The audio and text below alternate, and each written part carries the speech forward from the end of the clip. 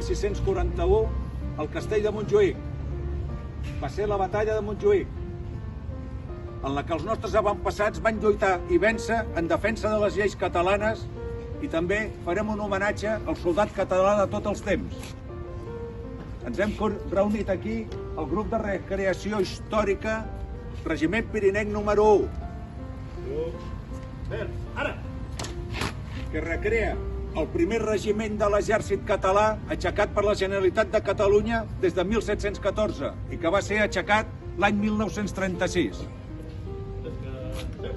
Ens acompanya el grup de recreació històrica Regiment Preobrazhensky, representat pel seu coronel, que el 1706 era l'ambaixador a la cort de Carlos III, comte de Barcelona,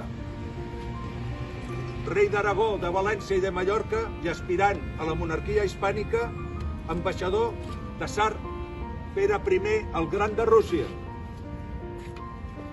També ens acompanya el grup de recreació històrica La Coronela de Barcelona, de la qual jo en formo part. Recreem la milícia gremial que l'any 1705 defensava Barcelona en defensa de lleis, constitucions i usos. Per què commemorem la batalla de Montjuïc? La batalla de Montjuïc, l'any 1640, Felip IV de Castella està en perpètua guerra amb els països del nord d'Europa. Són les dites guerres de religió. És la guerra dels 30 anys. Felip IV necessita homes i necessita diners per fer la guerra en un terreny estrany. I exigeix que Catalunya hi contribueixi. Però Catalunya s'hi nega. Catalunya s'hi nega perquè les constitucions catalanes que Felip IV va jurar obeir i fer obeir a tothom, així ho diuen i no ens obliguen.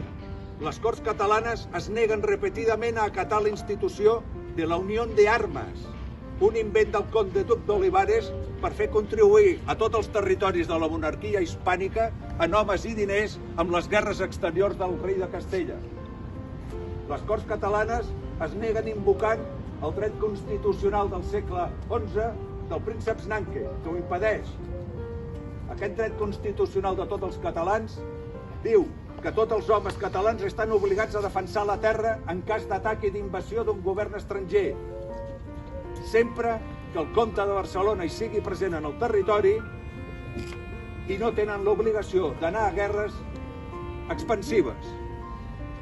Però estan obligats a comparèixer armats i sabent fer ús de l'arma.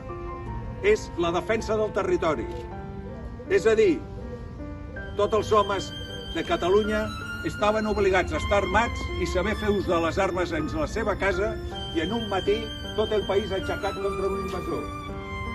Olivares, com a primer ministre del rei, amb l'excusa de que han d'anar a combatre el Rosselló, que està sent atacat pel rei de França, fa que les tropes s'allotgin al Principat i busca que provoquin aldarulls.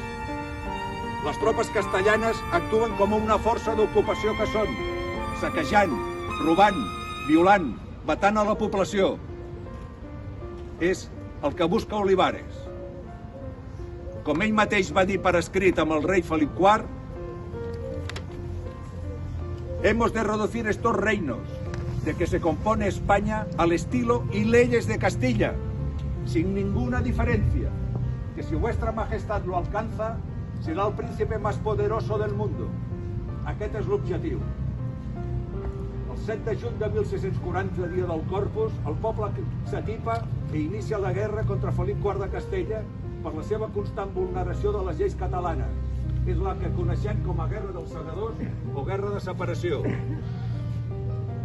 El 26 de gener de 1641, 23.000 soldats castellans de los tercios de Castilla s'eixen i assalten el castell de Montjuïc com a primer intent per després atacar i ocupar la ciutat de Barcelona i destinar-la a saqueig.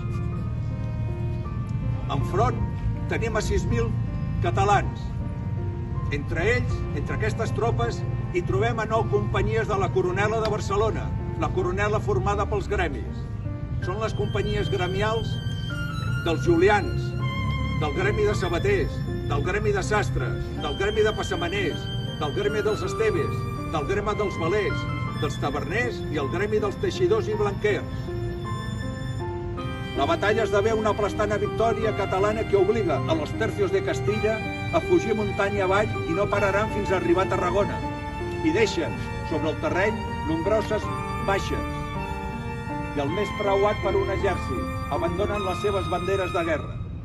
Tal com va escriure en les seves memòries l'oficial portuguès al servei del rei Felip IV, don Francisco Manuel de Melo, que va dir: les banderes de Castella, fins poc abans desplegades al vent en senyal de la seva victòria, ara caminen caigudes i trepitjades als peus dels seus enemics, on molts, ni per trofeus ni adorns les volen ni les alcen. A tanta desestima s'han reduït aquests pendons. És aquesta victòria el que avui aquí commemorem,